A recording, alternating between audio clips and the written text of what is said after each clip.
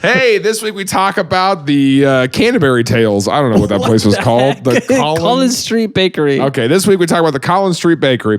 Hey, welcome. We're talking about the Collin Street Bakery and their accountant who stole a lot of their money. Mm-hmm. Pretty good fraud. Great fraud. Such a good fraud. And, his wife didn't know what was going on, but they spent a lot of money. Then we just kind of talk about how that went down. So this is Tim. I'm Jaron. Tim teaches me something. I don't know what the topic is when we sit down, so it's kind of fun to just go for it. So fun little journey. It's a great episode. You're going to learn some stuff, and we just kind of hang out and laugh. And anyway, let's do it. Good fraud. Hey, man. What's up? Have you ever heard of Sandy Jenkins? Sandy Jenkins? Yeah, Sandy Jenkins. All right. So we're, 1984? And we're in a town in, let's call it Indiana. Are we Midwest? Close. And, okay, who's Sandy Jenkins? Sandy Jenkins. Well, here, let's do this. Have you ever heard of the Collin Street Bakery? The Collin Street Bakery? Oh. Home of the original deluxe fruit cake trademark? Yeah. No, I guess not. Yeah. They have... Are we learning about fruitcakes? They sell fruitcakes. And they've been selling us since Fiddle Off. I get it's you going, they sell fruitcakes. That's all we got to say about that. Okay. They have for a long time, since 1896. You know what? People overuse the words world famous. When people are like, our world famous sweet tea. Okay, to be fair, though, these are world famous fruitcakes. They literally ship them worldwide to like royalty. Like the Queen of England has ordered this multiple times a year since like 1907. Like it's like a tradition. Oh. These are genuinely, like I agree with you. Most people overuse world famous. It's not world famous. They're just lying. These people, they are world famous fruitcakes. Okay. Like, these people, the deluxe. Genuinely, I'm not even kidding when I say this, genuinely, like we might not know about fruitcakes if it wasn't for Collin Street and their world famous deluxe fruitcakes. Okay. Like they know I was fruitcakes striking a nerve for you. I'm just so passionate about the Collin Street Bakery's fruitcakes, man.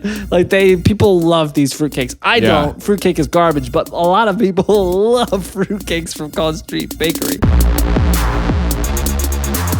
He's putting about $98,000 a month on a black American Express card. $98,000 a month? Yeah. And he's got the black Amex? Yeah, he's got the black. Yep.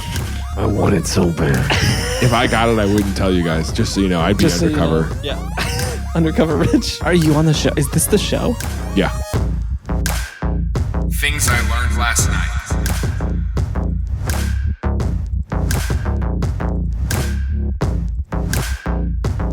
They're started by a family.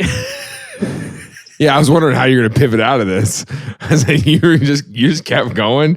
You're like, I freaking love them, dude, and they're the best thing I've ever had in my life. So in 1896, it was started by the Collins family.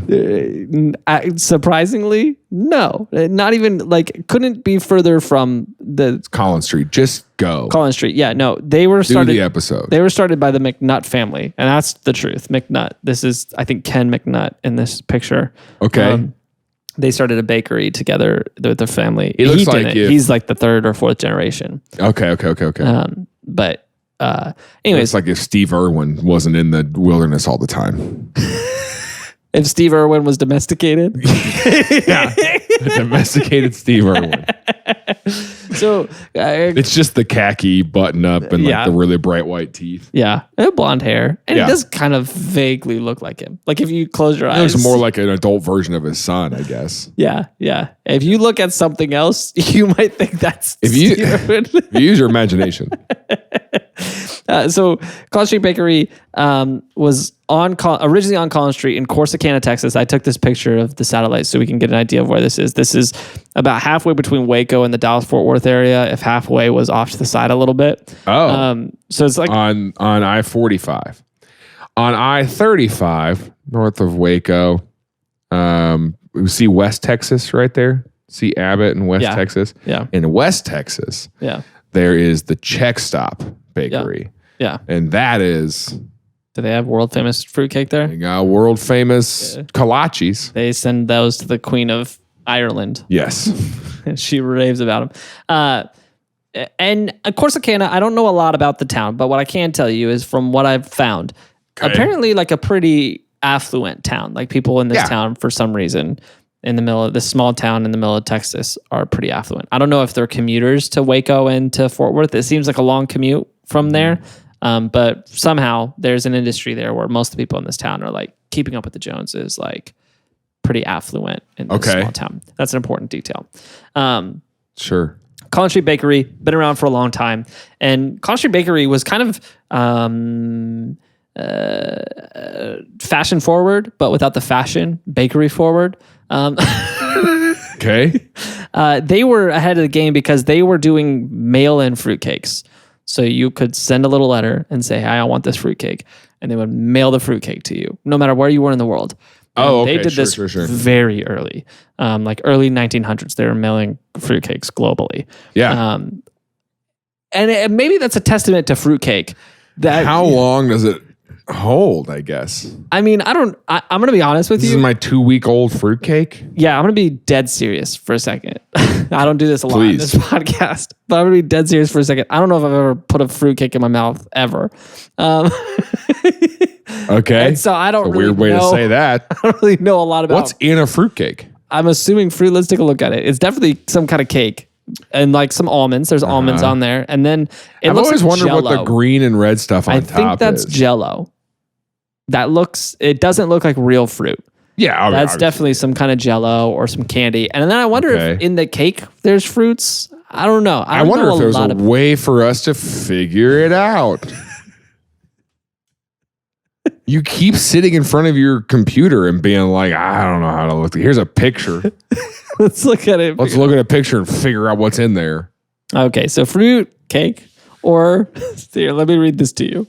Fruit cake or fruitcake is a cake made with candied or dried fruit, nuts, and spices. Okay. And optionally, this is why it's popular. Optionally soaked in spirits. In the UK, so they're pretty big in the UK. Certain versions may be iced and decorated. So yeah, these look nasty. They don't look good. Oh, fruitcake was outlawed? Fruitcakes were...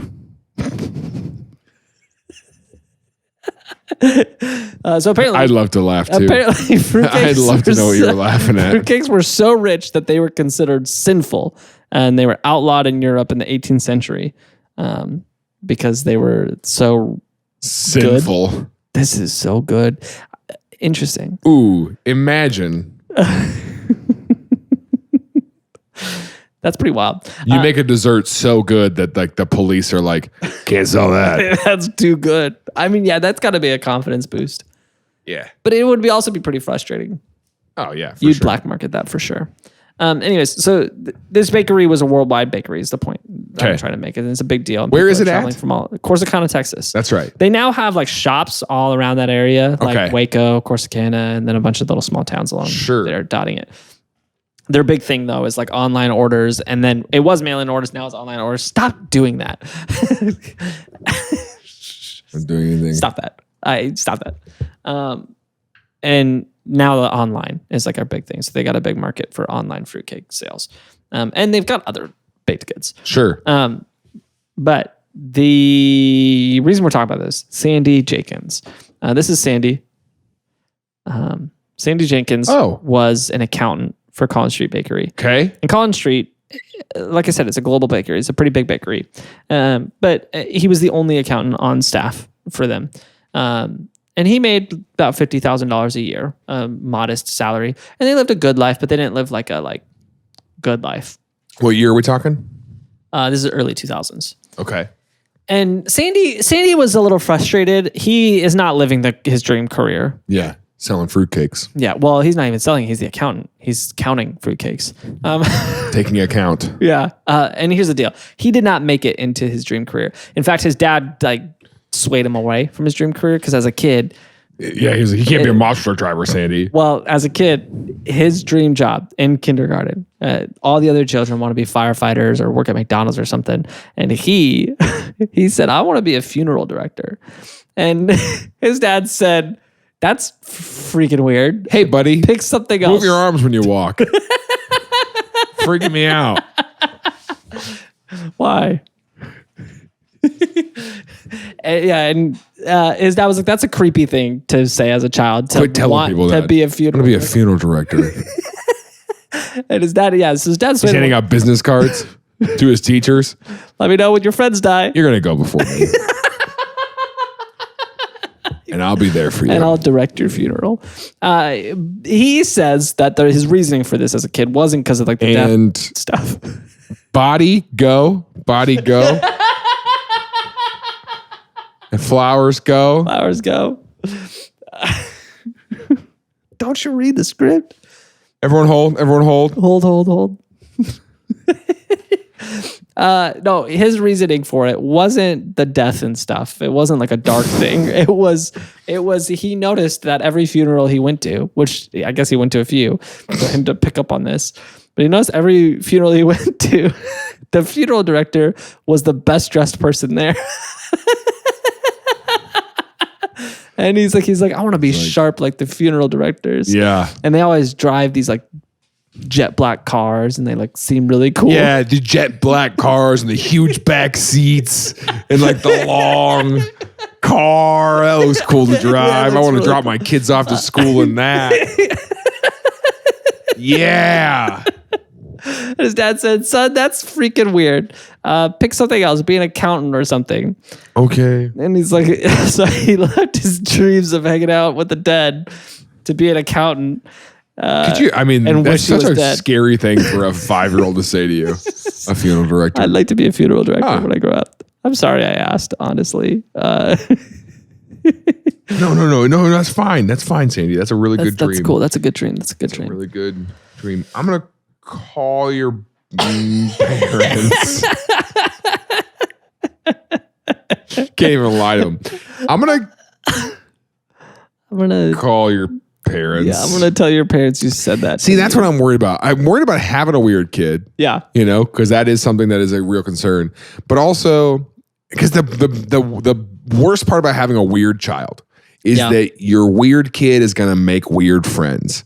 Yeah. And then your house is just full of weird kids. Just weird all the time, yeah. Yeah, and that's not something I want. Yeah, you don't want to be around that. There's different brands of weird though. Like there's certain brands of weird that's cool, but can you imagine the friends of the kid who wanted to be a funeral director? That's what I'm saying. Like all of them hanging out. I'm also thinking like, he goes to stay the night at someone's house. Yeah. And, and he's telling because he's obviously the kind of kid that all the other kids are playing in the basement, and then he's upstairs talking to the kid's mom. Yeah, and it's a sleepover. He's wearing a double-breasted suit. Yeah, yeah. And then he like goes and changes his pajamas, silk pajamas, silk pajamas. I'm imagining with he's like. Combed over hair. He's combed over. He's got a Rolex. He's got a Rolex on both wrists. Yeah. He's got a Rolex for daytime and then a nighttime Rolex. Sorry, I need to put on my evening Rolex. So tell me, Cassandra, you said he's got grape juice. You had said something about Merlot. Welch's.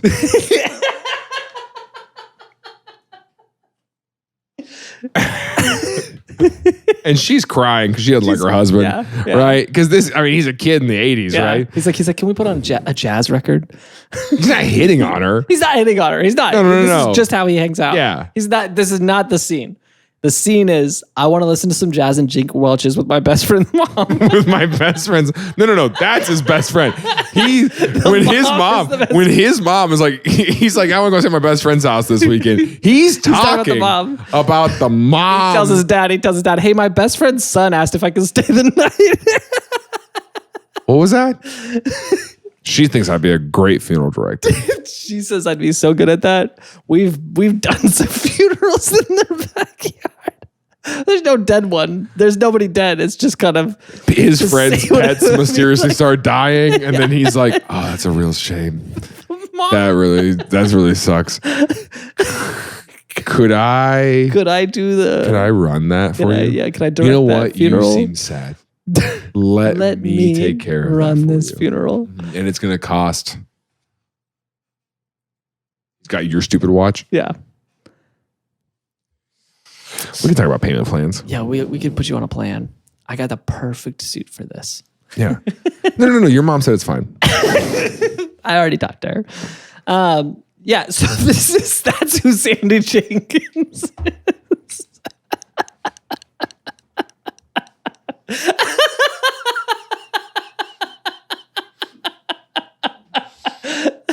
Okay. We've painted the picture. Yeah, I think you get it. I think you get exactly what we're talking about. So he's an accountant now at Collin Street Bakery. And accounting is a tough job because you see all the money coming in. You see so much money coming in. And then you see how much is coming to you. Yeah. So is this like a fraud? So he's been counting for them for a few years, making about $50,000 a year, and he wants a new car. He's got a kind of an older Lexus, but he wants like a new Lexus, right? Yeah. And it's important to reiterate, like they live in Corsicana, Texas. He and his wife are doing Affluent. fine. Like they're I want to say affluent, but they're doing fine. Well, like, they're doing affluent. good. The area is affluent. They compared to everybody else in the area are dirt poor, but compared to the most people, they are upper middle class. Like they're It's doing like just me fine. with where my wife works. Yes. Yeah. Actually, that's very accurate. Yeah. Everybody comes in and they're like, ooh.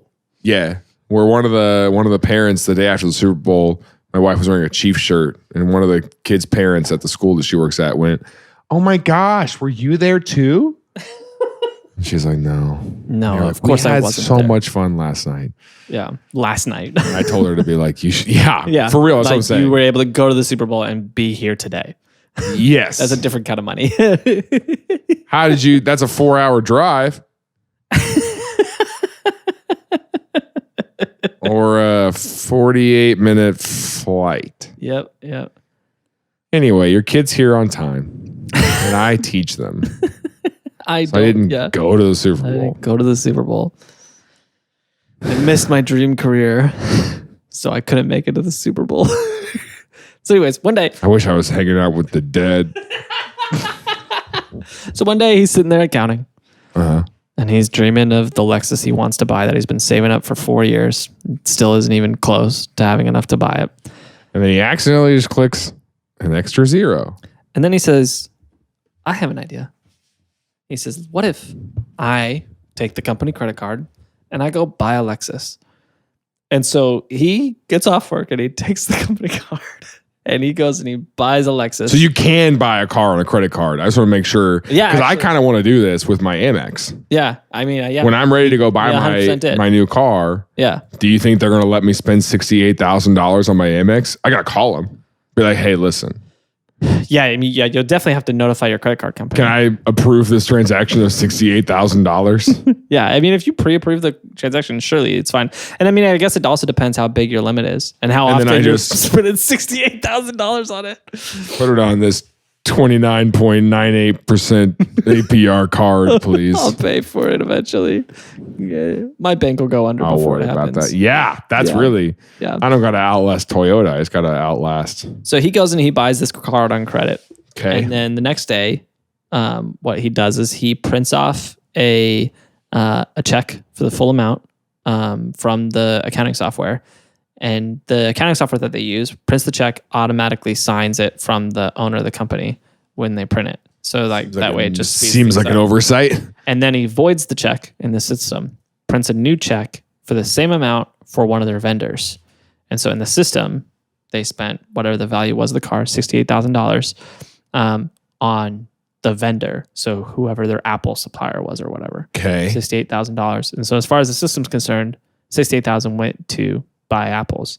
But in reality, it went to pay off that credit card where he purchased the car. And Do you think he tried this with smaller transactions first? Because I mean, hiding smaller transactions, you don't just go for a car. I don't think. Maybe, Maybe. Okay. I don't know. I don't know. This is the first one we have a record of. So there's a chance that there was some stuff before this that he worked his way up to. This is the first thing that we have record of. And he was terrified. He did it. It was kind of like, it almost sounds like it was a moment of weakness where he's like, I want this car so bad. They don't pay me well enough. I'm just going to freaking get it. And they're going to pay for it. Yeah. And he did it. And he waited and waited and waited. And nobody noticed. Okay. So then he started getting curious. He's like, I wonder if I could get some other stuff. Oh, this was the first. Yeah. And so okay. So with that same method, he starts buying stuff on his Capital One card. Mm-hmm. And then he would print the check and then disguise it as another expense. Coincidentally, what was working really well for them is somewhere in the 90s, fruitcake went out of fashion and started getting like some negative press. Yeah. And I should say, I remember growing up, people just kind of freaking hating on fruit. They hated on fruitcake for no reason. Yeah. I never tried it, and I hated on it all the time. I constantly was dogging on fruitcake and how nasty it was. I've never seen a fruitcake in my life. Still I hated fruitcakes. Did you really? Have you had them? No. Yeah, they're disgusting. They're sin. They're sinful. That's why. But yeah, I mean, I remember an episode of Ed and Eddie making fun of them. Yeah. I remember Home Alone making fun of them. I remember all this stuff making fun of them. And I never ate them. So they were... I didn't try fruitcakes until it was legalized in 2014.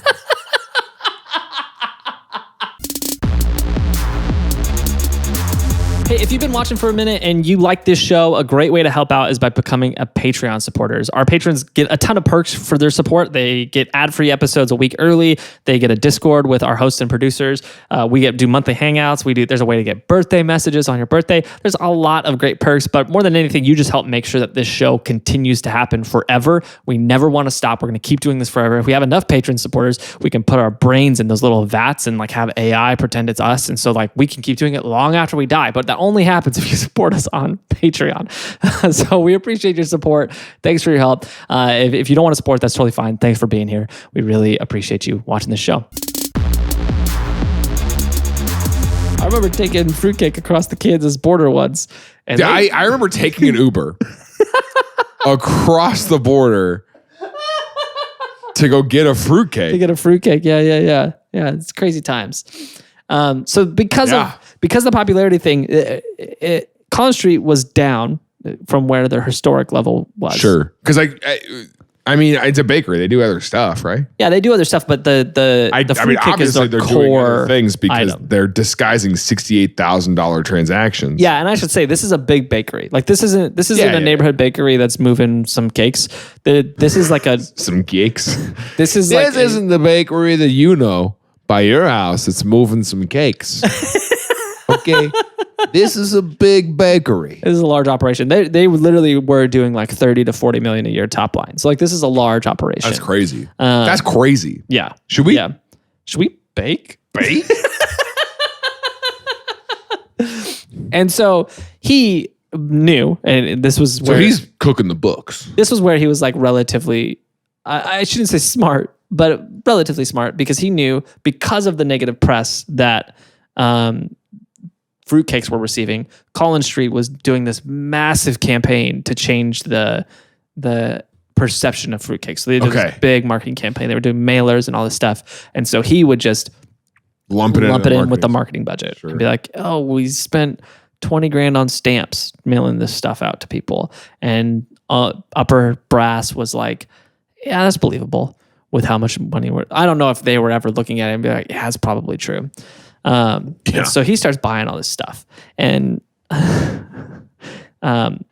it's pretty clear that for him there was probably two things going on. One, he knew in his town that he lived in, he was the lower end of the totem pole because of where his financial standing was, and he was trying to reach up to where all his neighbors were. Okay. There was also that part of him that wanted to be a funeral director because of their suits, you know? Like there was the part of him where he was like... Yeah, he looked like he had like one of those like checkered suits. Like he had a good suit in that picture you showed me. This one? Yeah. Yeah. And so he... Is his ear pierced? I don't think so. I think that's the background. Okay. And so he starts he buys the Lexus. He starts buying a couple watches, Sure. a couple suits, and nothing too crazy. And then one day he shows up at home with a new car for his wife. And he's like, hey, I got you a new car. And she starts to get a little suspicious. And she's like, where's all this money coming from? Like, you're only making $50,000 a year. And so he tells her, he says, yeah, I'm doing some like on the side work for one of our neighbors. They recently came into some money, so I'm helping them out, and they're really paying pretty well for it. And she says, that's interesting. And she says, okay. And he says, but also like, don't mention this to anyone at the bakery. Like if they ask about it, tell them it's an inheritance. And also don't tell the IRS, because I'm not going to tell them, because I don't want to pay taxes on this. And so I'll be honest with you. If I told my wife, I was like, hey, just don't tell the IRS about this, she would go, I wouldn't know how. My wife was just like, you got it, dude. IRS at irs.gov. My husband said not to tell you. IRS the government at gmail.com.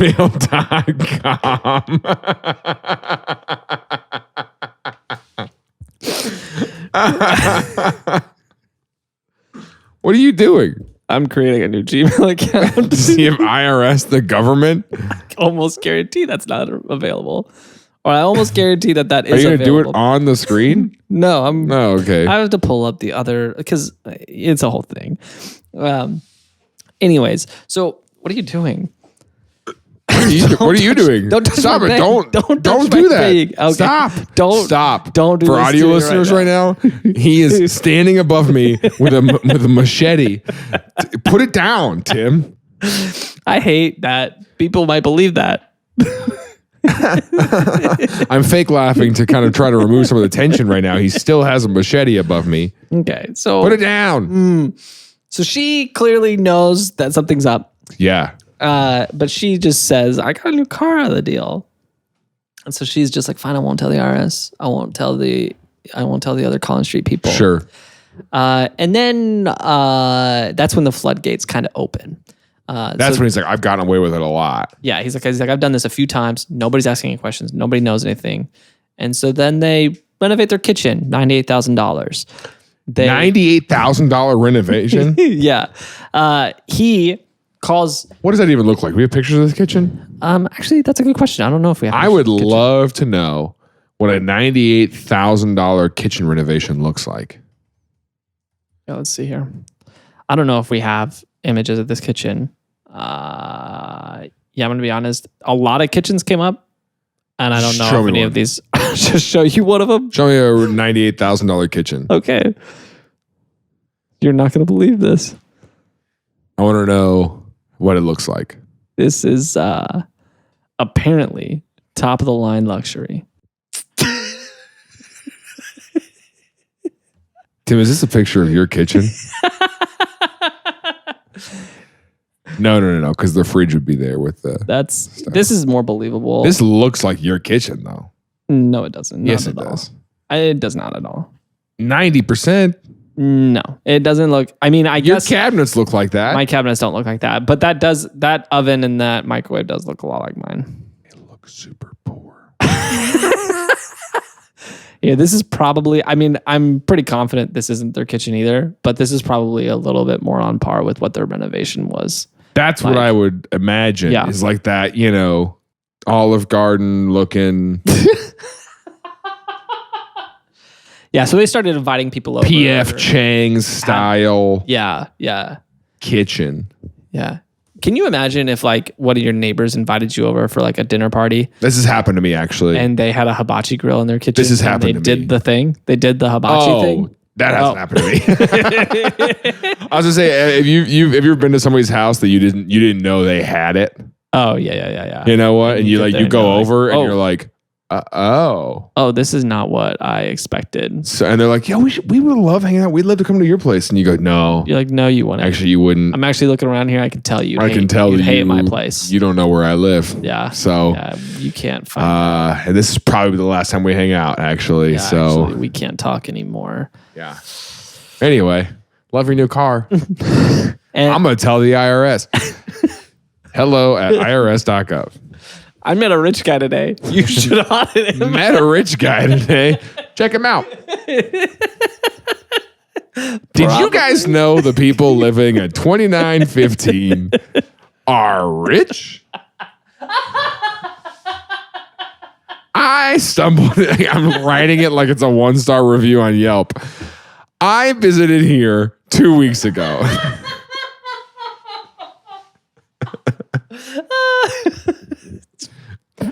I was caught off guard by the extravagant interior. So rich. But the house outside, from outside, they did a good job. It's humble outside. I think they're trying to be undercover. They're undercover rich. Stop. Take that back. Bleep it out because TLC can't have that. TLC, get out of your TLC. That's a good idea. Undercover rich. Where you got to live in a poor neighborhood for 6 months. There's a bunch of them. It's a competition. It's a bunch of them. A bunch of We them. have like a dozen A bunch of rich. in different neighborhoods, and they have to do it. They have That's to what do I'm it for saying. 6 months without getting caught. And if they And bro, get I caught, mean, like they don't realize how easy, you know. Wait a minute. Well, I mean, you saw when you were at the Super Bowl last year. Straight up, the things that rich people say, they don't realize. understand. Yeah. They don't have They don't know at all. an This is a awareness. Pretty funny idea. Undercover rich.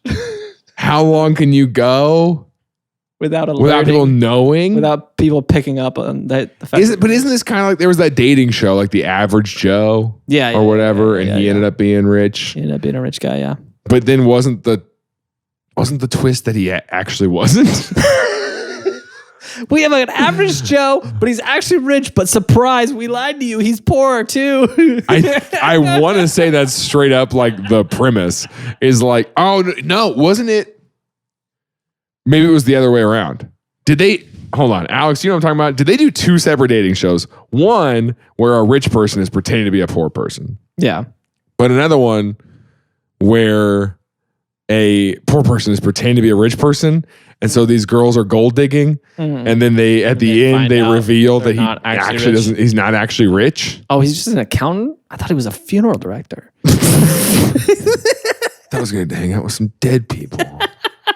No, it's not the money for It's not the money, it's not the about dead. the money.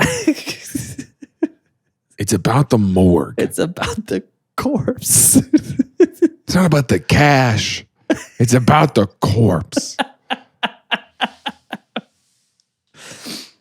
No, thank you. People all my life, they thought I've been saying more and more and more, but I've been saying morgue. And everyone's like, what's the context of that? Hey, you want seconds? Anyway. Morgue. Please keep talking about the $98,000 kitchen renovation. Oh my gosh. So they... I have to cut Tim off. My jokes are worth it. Tim just starts saying stuff like morgue. And it's like, that's a psycho thing to say, dude. I'm not the guy who wanted to be a funeral director. Just gotta get me some. I'm caught in the hustle and the grind. Always wanting morgue. Morgue.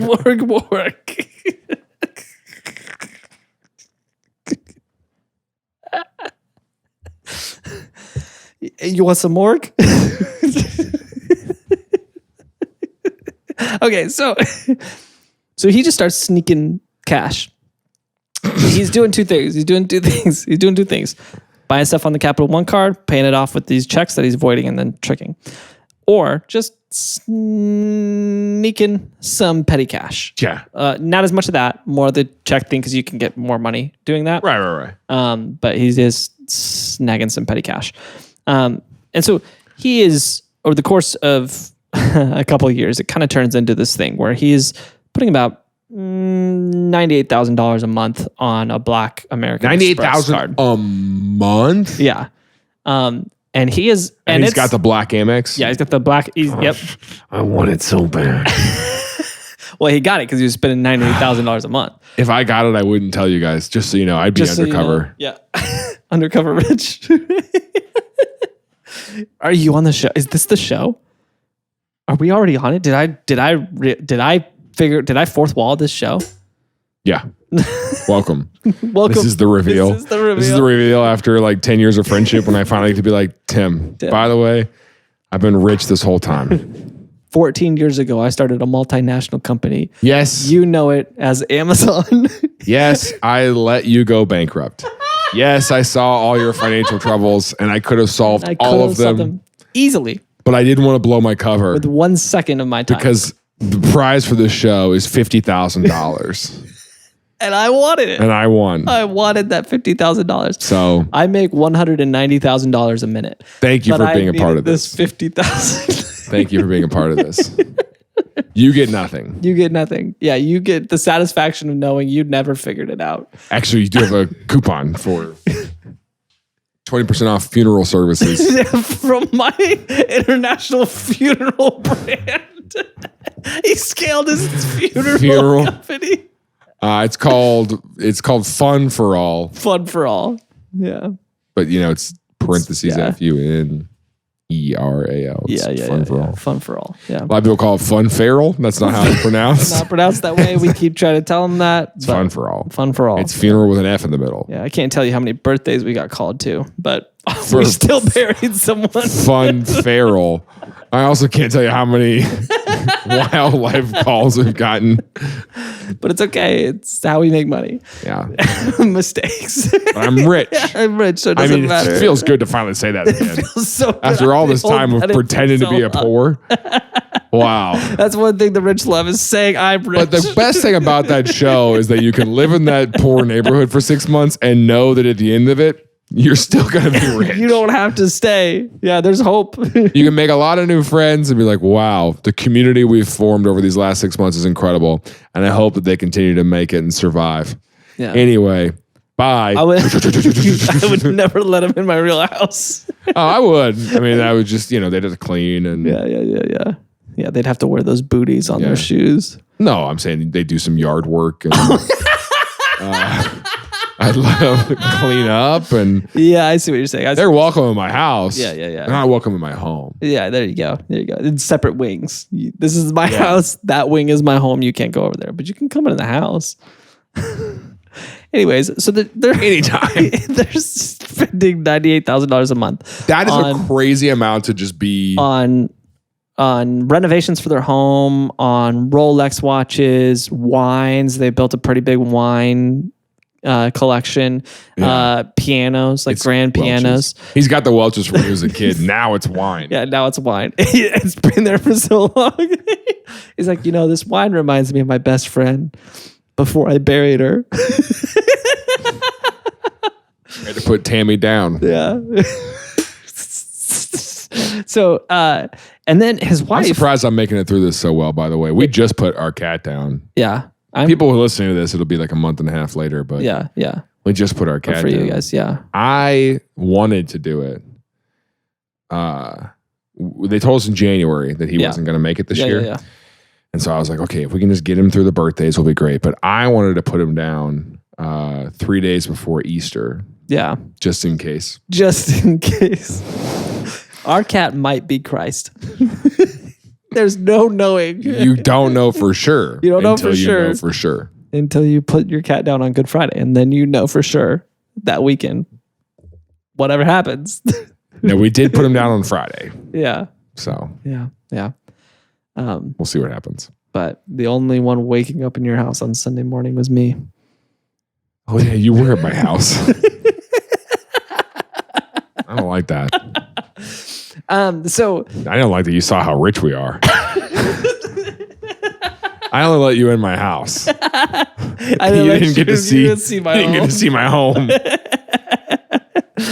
So they and his wife was buying new cars, but remember they're trying to be a little covert with this. Like they're buying a lot of stuff, but they're not being like super flaunty. Like they didn't buy a new home. They're renovating their home a bunch. Sure. They're collecting wines. They're getting a lot of watches. He's buying all these like Neiman Marcus suits. He has a personal shopper at Neiman Marcus. And they actually had to terminate their contract with Neiman Marcus with the personal shopper because he bought everything that they had to sell him. which apparently is a thing that can happen. But he's wearing all these nice That personal shopper, they were like, good job. He bought the whole. That's like whenever you get a Stitch Fix and you get a 20% discount for buying the whole box, you know? Yeah, good job. You use my code Stitch Fix. So yeah, he had all these nice suits, and he told his coworkers that it was Walmart, which, I mean, I feel like they knew. I feel like they looked at that and they're like, you didn't buy that at Walmart. Yeah. I mean, you could buy some cheap suits and then get get them tailored for.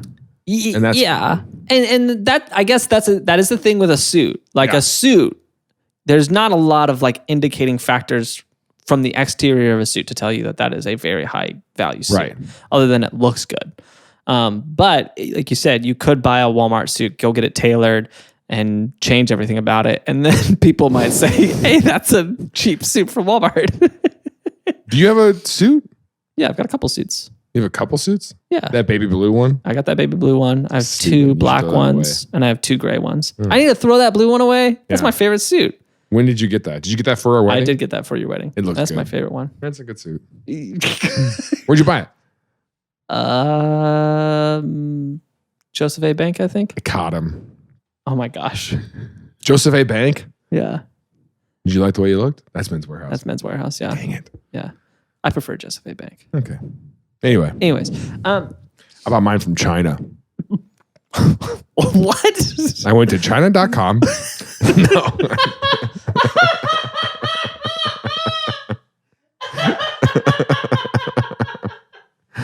It's China. And no, I did. I bought my suit and it it's just made in China and they mails to you. I got it from Indochino. Interesting. Okay. Anyway, are you looking up China.com? I'm looking up. Where does it go to? I don't know. I'm not actually going there. But I'm checking on GoDaddy if it's available. It's not available. Yeah, you don't know that for sure. You know what is available? What? Is threads.biz. Yeah. But it's like $1,000. It's insane to me that they didn't buy all of those. Because that's kind of like Meta's thing. Is to like screw the little guy and kill everybody. Yeah, China.com is taken. Buy what? Go to China.com. Okay, let's see. I bet it's parked. Yeah, it's just parked. Oh. So I mean, we could, if we probably pay a lot. Join us on Patreon so we can buy China. Yeah, there's some interesting recommendations that it's giving me to go along with China. It is a little like who? Never mind. Anyways, so he's buying all these suits. Neiman Marcus is like, we're out of stuff to sell you. His wife. Now his wife has embraced spending money. Yeah, but his wife is also like they're still trying to stay a little under the radar. No, they're not. They're spending $1.2 million a year. They're trying to stay under the radar, and so what she does, spending $100,000 a month. She has a light blue Mercedes Benz, and every year she upgrades to the new year, but she gets the exact same color, and so she's like, everyone will think it's the same Mercedes Benz. And she actually, one year, she ordered the new Mercedes Benz. They dropped it off at the house and picked up the other one. And it was a new shade of blue. It was midnight blue, not like turquoise blue. And so she was like, take it back. She's like, send it back. I need a light blue. Send it back. Send it back. Tell the chef. To say that to a Mercedes Benz is the craziest thing ever. Okay. With money you don't earn. At this point, he's not really even working, right? I mean, yeah, he's working because the second he stops working, like the ruse is up. Like he's got to be doing his job, and like they've got to trust him. And so now they start traveling. They're taking trips on private jets. They go to Santa Fe, New Mexico, Aspen, Colorado, Napa, California. Honestly, probably could have picked some better destinations to fly to, but they're flying all over the place. We actually do have a nice picture of him and his wife. Her name's Kay. On a private jet together. This is a selfie. You can see the mirror. Oh, because I was going to say, is there another couple up front? No, that's a mirror in the background. You can see the pilots in the front too, up there. He seems like the type that would lean onto his wife. You know what I'm saying? Yeah, he does. He does seem like a a leaner. What is interesting though, now that I'm looking leaner? at this, I am a little thrown. I just mean like she probably drives. Yeah. Couples, that's what I'm saying. Couples where the female drives, I don't trust them. It is, because here's the thing. Let's hear it, Harrison. No, I'm just saying. A guy. What I'm a just psycho saying, way to laugh. Let's hear your hot take. I'm just saying to. I'm just saying. I'm trying to find a good way to say this. I'm just saying, a husband who could ride in a car with his wife and not backseat drive. That's an impressive quality. Okay. But to be fair, I don't think I backseat drive. A husband who can watch his wife do something without correcting her or mansplaining it to her. What a skill. It is impressive. What an impressive It is skill. impressive. Yeah, so he's got that going for him, I guess. Actually, we don't even know that this is happening. I just saw him lean on her. I'm just saying, like, I'm too big to lean on my wife. Like, I'm not, I can't, you know? Yeah. You weren't judging him. Yeah, it was just I took it as you were judging him. No, I was just saying, like, you know, not that I don't let my wife drives places. Yeah. I'm saying that I don't let my wife drive. If we go somewhere, typically I drive. Yeah, which is pretty common. Yeah.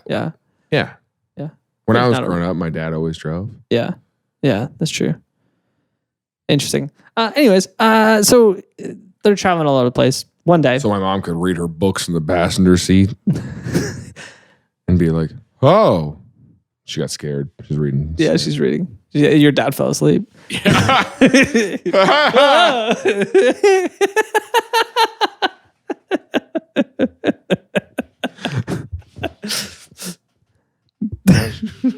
Wasn't me. It wasn't me. It was the other guy in here. Okay, so blamed it on me. That's why I have an anxiety disorder.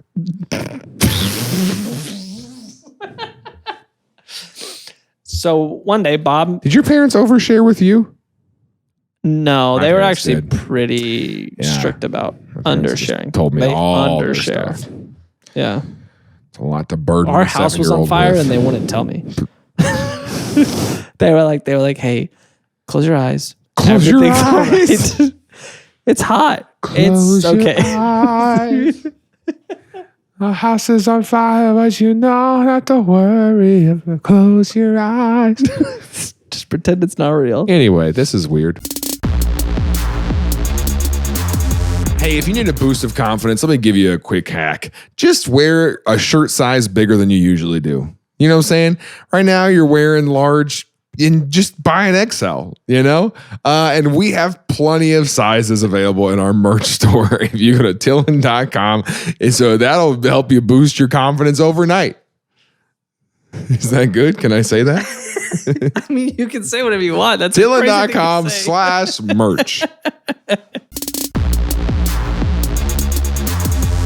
So one day, Bob McNutt, that's his name. I remember it wasn't Ken. Bob McNutt, the CEO, is looking at the expense report and he's like, "Man, our profits have been so bad the last few years." And he's like, "I can't figure out why." He's like, "We're just not selling enough fruitcakes apparently."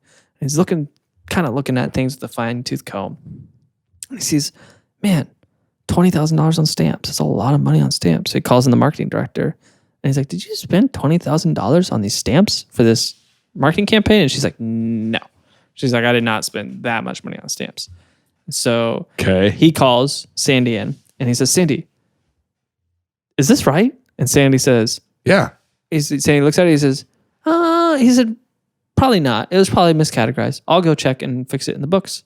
And Bob's like, "Okay, cool. Thanks." And he goes and he fixes it and no more questions. They're in a situation where Bob and the rest of the top brass at this company recognizes that they are low, but they're not low enough where it's going to hurt the company terribly. Like their profits are lower than normal, but they're still profitable. Sure. And he's categorizing these things on a wide net across the company to realistic expenses, where it's like when you look at the expense report, you're like, that seems a touch high from what we normally would do, but that's believable. Yeah. We had this project going on here, this thing going on here. And so it goes under the radar for years and years in years. And then one year they said, okay, we're starting to kind of right the ship up a little bit. We've seen our profit turn up a little bit. I think we need to grow our operation. And so they said, let's bring in a second accountant to help Sandy out. Not because they had any. Oh, that would suck. If you're Sandy and you go to your desk one day, you show up and you're like, fraud. Morgue. I wish I was at a gravesite. How do I get morgue? And then someone else sits down and you go, who are you? And they're like, I know. My parents said the same thing. You know, I wanted to be a funeral director. Dang it, Timothy. Let me make the jokes that I set up.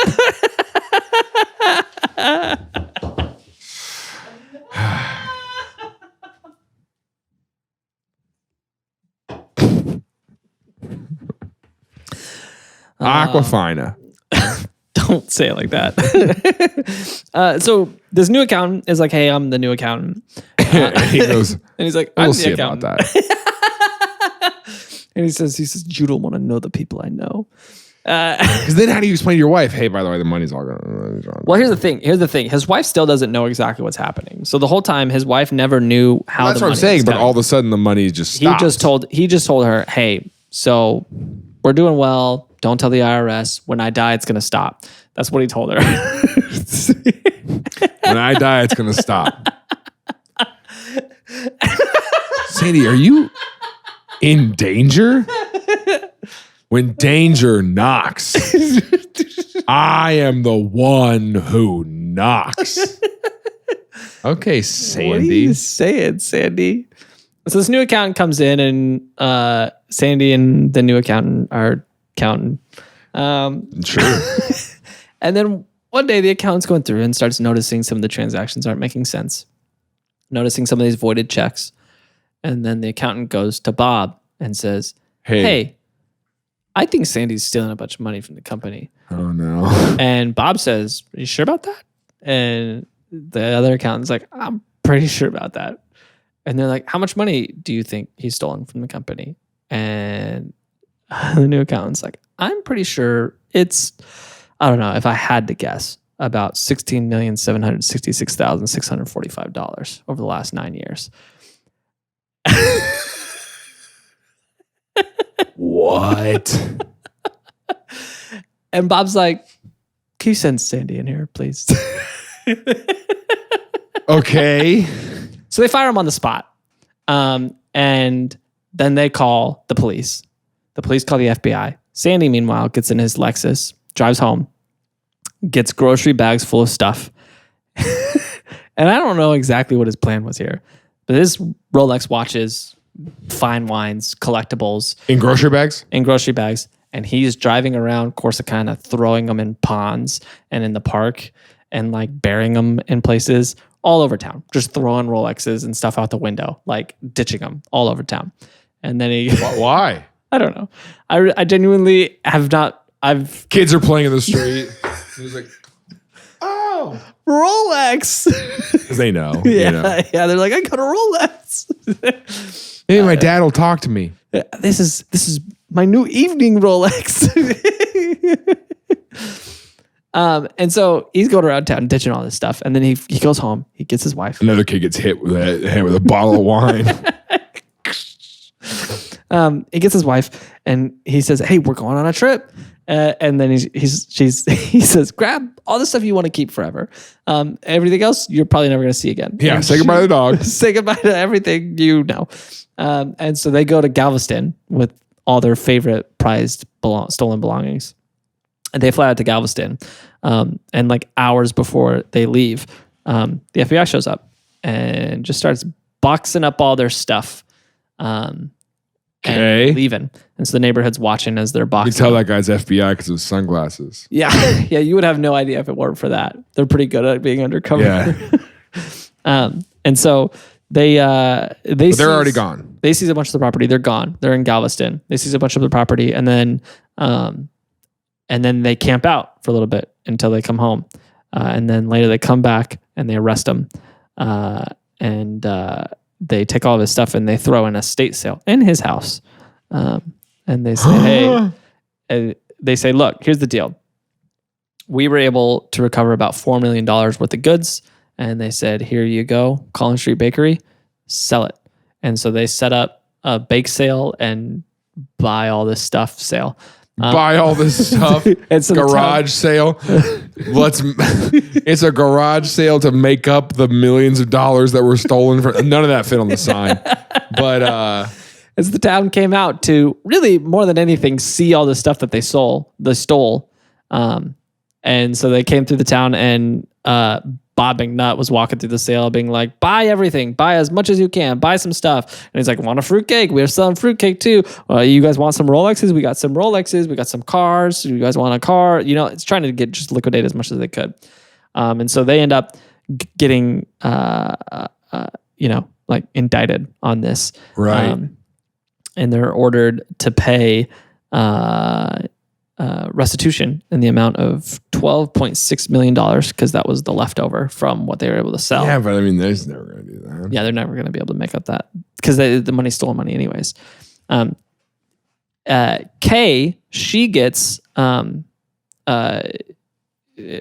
count of like conspiracy to cover up someone with doing mail fraud. Basically, it's not the charge. Conspiracy to cover up someone doing mail fraud.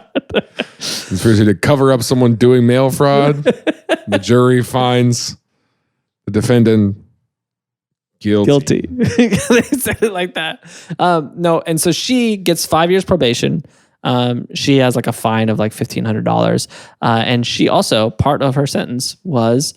she's never allowed to drive a blue Mercedes again. Only midnight blue Mercedes from now on. She's like, dang it. But she had 100 hours of community service, and then she had to write an apology letter to the bakery.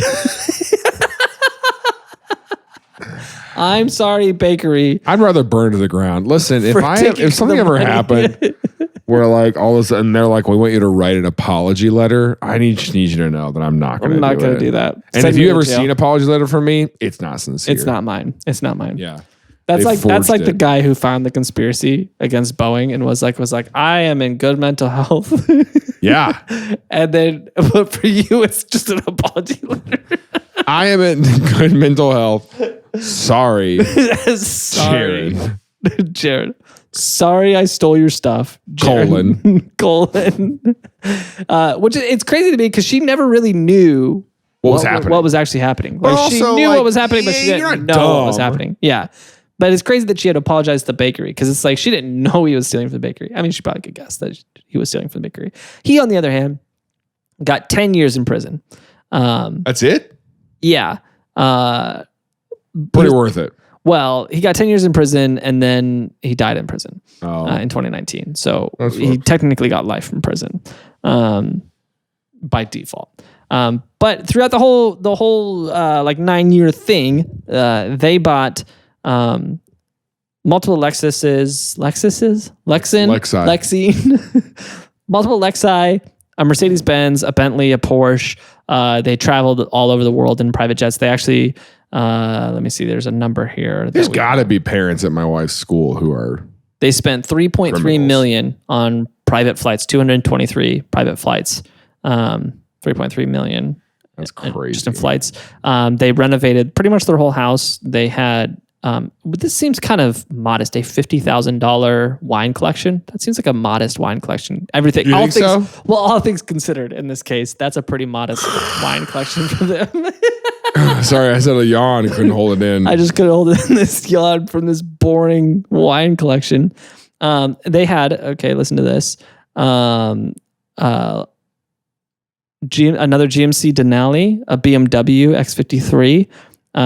These are all at the same time. They were just buying different vehicles, selling them. Yeah, over the course of the time that they had. 532 luxury items, which includes 41 bracelets, 15 pairs of cufflinks, 21 pairs of earrings, 16 furs, 61 handbags, 45 this is just necklaces, the stuff they found. 9 sets of pearls, 55 rings, 55 burgers, 55. Yeah, I knew what you were trying to do.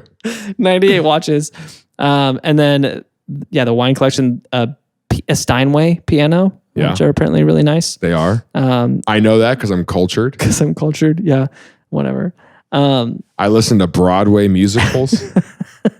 Can we talk for a second about... No. Okay. Can we talk for a second about how they say when you're in court and you're guilty and you have your plea, they say pleaded is the past tense of that.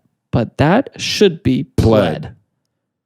And I'm honestly very mad that pled is not the past tense of plea. Pleaded? Pled. It should be pled. We say pled. He pled guilty. Yeah, but apparently that's wrong. Pleaded. Alex, what do you think? Okay. Yeah, take your time, buddy. Don't weigh in so fast. Really chomping at the bit to talk about pled. I've never had a strong opinion about that. I have such a strong opinion. Do you have strong opinions about much, though?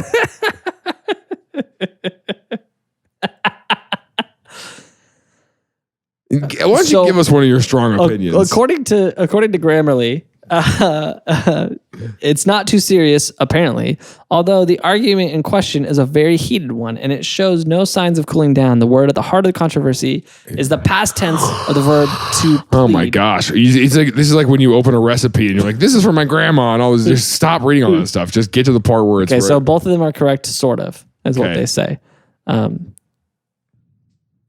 All right. Yeah, I guess you could do either. But I guess lawyers think it's pleaded. Lawyers say pleaded, probably because it makes it sound like they're so in court, he pleaded the second. He pleaded. I'm gonna plead the second. Your Honor, I pleaded. Pleaded. I pleaded the second. Pleaded the second. All right. What is it? So yeah. So they went to jail for this. Here's the exciting thing. There is a movie out there. There's actually a documentary on Discovery Plus. You can watch that. It's called Fruitcake Fraud. And there's a movie. Fruitcake Fraud. There's a movie now in pre-production called Fruitcake. And that should be coming out soon. It's a drama recreation of this. Oh, wow. They're recasting it. It was supposed to be Will Ferrell, but I think he learned about it and was like, I'm doing that, so I don't want to. But that's the best cover-up, is if you do a movie about... Yeah, you got to do the movie. No. I was doing the crime to get in the mindset. I was practicing. I was practicing. I plead the fiddle off. Hey, thanks for watching this episode. If you liked it, you might like Joe Low, an episode we did a while back about a guy who had a pretty big fraud. Honestly, a lot bigger than this one. It was like an investment fraud, crazy story, lots of private flights around the world and just the whole nine. It's a really, really good fraud story.